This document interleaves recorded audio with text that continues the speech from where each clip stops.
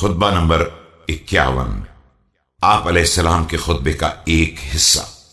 جب معاویہ کے ساتھیوں نے آپ علیہ السلام کے ساتھیوں کو ہٹا کر صفین کے قریب فرات پر غلبہ حاصل کر لیا اور پانی بند کر دیا۔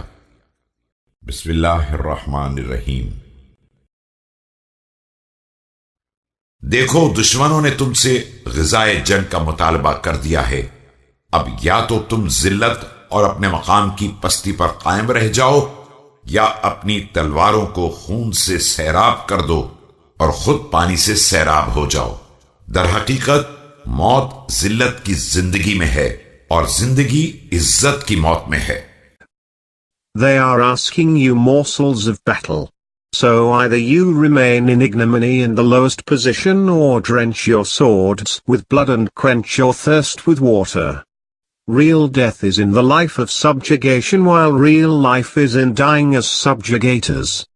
آگاہ ہو جاؤ کہ معاویہ گمراہوں کی ایک جماعت کی قیادت کر رہا ہے جس پر تمام حقائق پوشیدہ ہیں اور انہوں نے جہالت کی بنا پر اپنی گردنوں کو تیر اجل کا نشانہ بنا دیا ہے۔